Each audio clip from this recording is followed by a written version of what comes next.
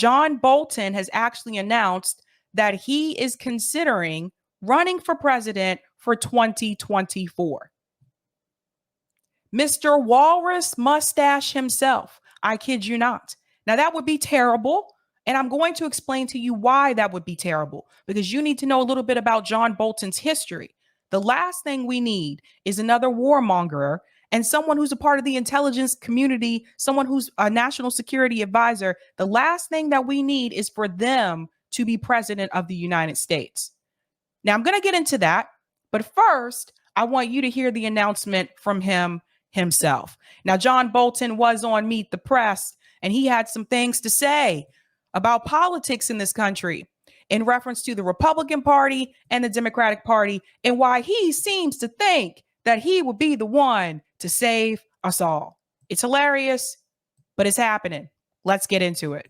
You've just made some news there. You are essentially telling us that you would consider getting into the 2024 race. Absolutely. I think to be a presidential candidate, you can't simply say, I support the Constitution. You have to say, I would oppose people who would undercut it. You know, we used to have a thing in the House of Representatives called the House Un-American Affairs Committee. I think when you challenge the Constitution itself the way Trump has done, that is un-American. Let's stay here for a moment. Just walk me. So that's all you need, John? All you need to do is this is your plan as president, just to uphold the Constitution? Who told, I'm looking at this and, I'm seeing this from a different angle. And I don't know why he has this mustache. Like, it really is like a walrus mustache. Do people dig this? I don't know. Undercut it. You know, we used to have a thing in the House of Representatives called the House Un-American Affairs Committee. I think when you challenge the Constitution itself the way Trump has done, that is un-American. Let's stay here for a moment. Just walk me through your thinking. What does your timeline look like? What would cause you to cross into saying what you're saying now and actually being a declared candidate for president? Look, all of the potential candidates know what Trump has said. This is no secret to anybody. I don't see why they aren't saying it right now. I think the voters, the Republican voters, people who choose the Republican nominee, nearly 95% disagree that Donald Trump is more important than the Constitution. I'm afraid there are some who would stick with Trump on this. What does a candidate have to lose by appealing to 95% of the base of the Republican Party? And you believe that you would be that candidate, John? John Bolton believes that he's the one that people would want? I don't think so. I don't think so. It's really interesting how people will insert themselves into these situations. Like, they think that they're going to be the one that's going to solve it all, right? So you want to uphold the Constitution. All right, cool. No problem with that. But I think you need a little bit more than that for voters to show up and vote for you for president of the United States of America. Like, if that's what you're running on, that's a lost cause, bud. People economically are having very difficult problems right now. I actually just saw a tweet from Matt Stoller talking about what he's hearing from small business owners, how they have positions open, but people aren't showing up to work. How college professors are saying that students aren't showing up to class. How there appears to be all these positions open, but employers at the same time are saying they can't find people to fill those positions. So I think it's very clear here that capitalism has really failed, not just in the United States, but other countries as well. And I think that when we had the pandemic, it's really opened some people's eyes to the fact that when they were offered that opportunity to work from home, that they were able to get a sense of their quality life back. And it's true. I went through that experience as well. I think part of the reason why people are refusing to go back to work is because for those of us who were working from home, we did see just how much of the day that we were missing, especially if you live in a large metropolitan area like I do, and you were used to sitting in stressful traffic, horrible commutes, and then you didn't have to deal with that because you were working from home, right? So capitalism is failing people. People are stressed. People are burned out, and people just don't want to put up with it anymore. And I think the pandemic really opened some people's eyes, not everyone, Some are still a little shut, like that movie Eyes Wide Shut. Some of them are still a little bit like that. But I think for a lot of people that I've spoken to, people are realizing like, look, I got my quality of life back. So that's a big thing too. So is John Bolton just only wanting to run on protecting the Constitution and not addressing the economic issues that Americans are dealing with right now? He really thinks that this is a winning argument, that this is going to put him over the edge. And that's what's hilarious about this to me. He is completely out of touch with what American people need. The working class people, the poor people, he's completely out of touch. He thinks that this is going to be the holy grail that brings everybody in. And I think he's not alone. That's the problem. There are other people that think they can just run on this type of message and that's going to be enough for people to come out. Okay, John, let's back up just a little bit. I can't even believe he's thinking about doing this. What does a candidate have to lose by appealing to 95% of the base of the Republican Party? I actually think most Republican elected officials in Washington disagree with Trump on this, but they're intimidated. This is the time where there's strength in numbers. The more people who tell the truth, the easier it is for everybody else. So what do you have to see that would make you say, now is the moment that I am going to declare my candidacy? I'd like to see Sherman-esque statements from all the potential candidates. If I don't see that, then I'm going to seriously consider getting in. And what is your Sherman-esque statements? Hold on to that for a second. He wants to see Sherman-esque statements from all the candidates. Now is the moment that I am going to declare my candidacy. I'd like to see Sherman-esque statements from all the potential candidates. If I don't see that, then I'm going to seriously consider getting in. And what is your timeline, Ambassador Bolton? Well, I think it's going to have to be pretty short. We've already got one declared candidate for president in the Republican Party who doesn't believe in the Constitution. This is serious business. Okay. So let's look at this piece here. I want to see this Sherman-esque statement because I don't like it when we hear these phrases on mainstream media and then they just kind of blow over our head. Let's take a look at what he's actually talking about here. So I'm just going to share this very quickly. La-di-da-di-da. Sherman-esque statement. What's John talking about? Sherman-esque statement is also called Sherman statement or Sherman speech. It is American political jargon for a clear and direct statement by a potential candidate indicating that they will not run for a particular elected position. The term derives from the Sherman Pledge, a remark made by American Civil War General William Sherman when he was considered as a possible Republican candidate for the U.S. presidential election of 1884. This is what I figured, and I do want to say something about General Sherman. General Sherman. The same General Sherman who promised slaves 40 acres and a mule. Where's that at? What happened to that? Why isn't he adopting that Sherman statement? Because that hasn't happened. Is John Bolton going to get on board for reparations? Probably not. That's who he's referring to, General Sherman. So there's that part. Now, I want to talk about John Bolton's history here, because I know a lot of times we refer to him as a warmonger, but I want you to see just how bad he was. I think this is important for people to see. I sincerely hope this guy does not run for president. I don't think he would win if he did, but we got to put this out here.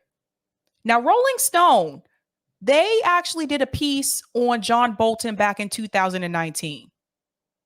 Listen to what they said. This is pretty bold coming from them at the time.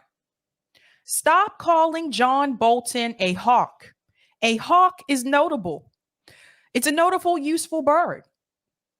Bolton is a war criminal. Let's get into it. Their same walrus mustache. A hawk is a medium-sized bird of prey, a noble animal that plays a vital role in many ecosystems.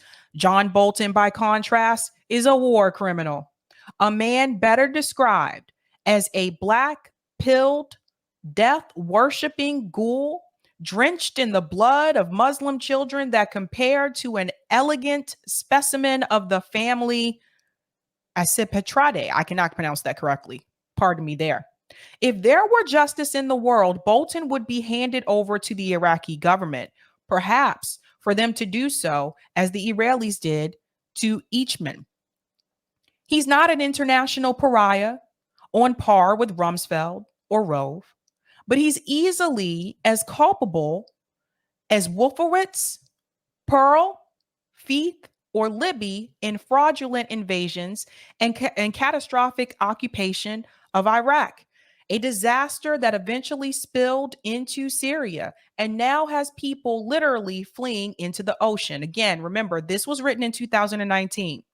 Unlike some architects of the Iraq War who had the decency to disappear from public life, Bolton continued to unapologetically defend the con job he did as George W. Bush's ambassador to the United Nations, even as he tirelessly agitated for war with Iran and North Korea and Venezuela as Trump's national security advisor. So this is the piece I want to highlight here. This man tried to get us into multiple wars. We're talking about Iran, North Korea, Venezuela, and of course, he also got us into Iraq with George W. Bush as well. And I think we all remember how well that turned out. And he sincerely believes that he has a shot at president of the United States. John Bolton seriously believes that. Does he think a lot of us that were around during the Iraq War, does he think we forgot the lie that was sold to the American people? Because I didn't forget. Could you imagine the catastrophe he would lead us into if he was in the White House?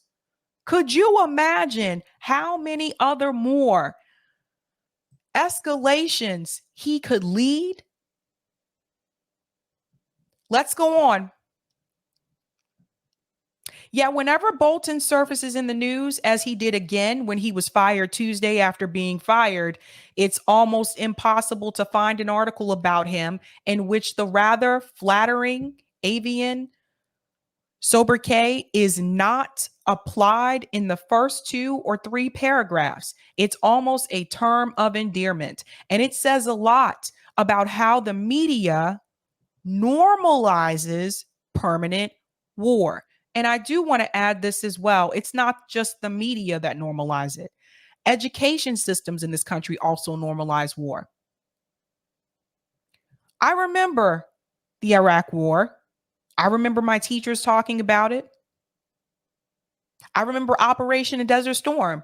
I remember my teachers talking about that as well. In fact, we did a whole production for the school. The students did a whole production for the school about Operation Desert Storm. We had to sing "You're a Grand Old Flag." We had to sing this song. Until this day, this song still makes me very uncomfortable. Not that it's a bad song, and not that those musicians cannot sing. They can. But it takes me back to that time. And it's a song by Greenwood. And it's the song that goes, forget the name of it, but it goes like this. I'm proud to be an American. I'm proud to be an American, where at least I know I'm free. That song still gives me it makes me feel a certain way. We had to sing those songs in front of the whole school. Is that normal? Because at the time, that was normal. And we were taught, even in school, that the US once again was in the right. We weren't really taught much about the other country. We were just told that our troops were going over there. They were the good guys, and they were going to get rid of all the bad guys. That's what we were taught. I was a kid. So it's not even just the media that normalize it. Education, the schools also were normalizing that type of behavior. I guess you can add sports into this as well, because you see it at football games. You would see it at basketball games. You see it at baseball games. It was all around us. Let's go back in, and there's another part I want to get to right here. This is a guy who spent the entirety of his bullying, bootlicking career constantly working the levers of the national security apparatus towards waging war.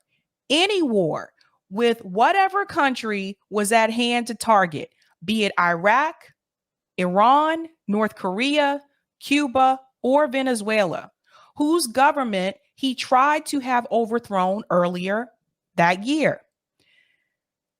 In a Blackley comic show of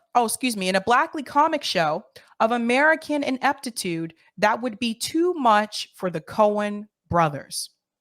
Hawk is cutesy, not to mention cliche, and it's freighted with the assumption that we're all united by a shared concern for national security, and Bolton just happens to be at the far end of a basically good faith argument over the appropriate application of American military power abroad. You have hawks and you have doves, both of which are needed, and the institutional processes of democracy and the marketplace of ideas will sort it out. Such is the neoliberal attitude. It kind of reminds me of survival of the fittest. And, you know, I used to hate when people would use that term, like it's all about survival of the fittest. When I would bring up these conversations, even in high school, or what about people who are poor? What about people who grow up in poverty? People would actually say things like, when I was in high school, they would make these comments like, well, it's the survival of the fittest. Really did not like that. And I still don't like that today. Because it gives this idea that the strong will survive and the people who don't survive weren't strong. They never mention that the people who don't survive, it's not necessarily that they're not strong, but more so that sometimes they don't survive because they don't have the resources. But people will make those comments. That's a neoliberal attitude. This is what they're pointing out here. In addition to their all is relative, we're on the same team intellectual slushiness. The Washington press corps is so blinded by loathing for Trump that they can't appreciate Bolton's firing as a positive development, at least for the time being. Don't count on the Times, the Post, CNN, or MSNBC to note that Trump, for all his madness, has been a counterweight to the bipartisan war machine.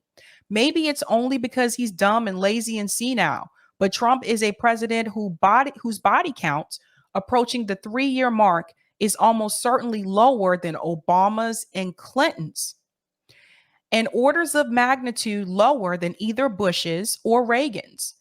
That means little to an establishment that sees foreign wars as the natural order of things. So here's another piece here. Natural order of things. Let's remember these phrases. Natural order of things. And the other phrase that I pointed out, neoliberal attitude.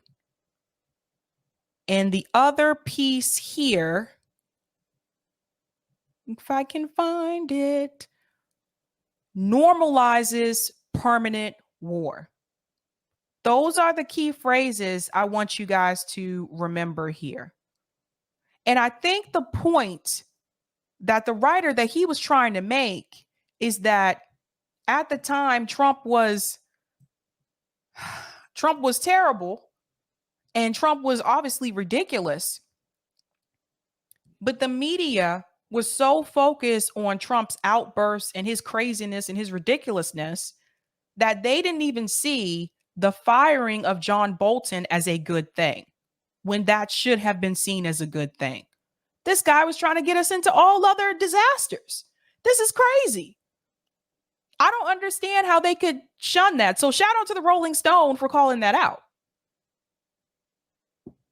So that's a big thing to point out here. Like sometimes, listen, don't be so blinded or so focused on Trump derangement syndrome to the point where you can't even acknowledge that firing a warmonger and a war criminal like John Bolton was actually a good thing. But he wants to run for president. This is where we are now. I kid you not. I sincerely hope this doesn't happen. Kill Yuri Gorgi says Bolton for prison 2024. That would be more fitting. That would definitely be more fitting. Wow. I'm going to go to some of the comments here in the chat.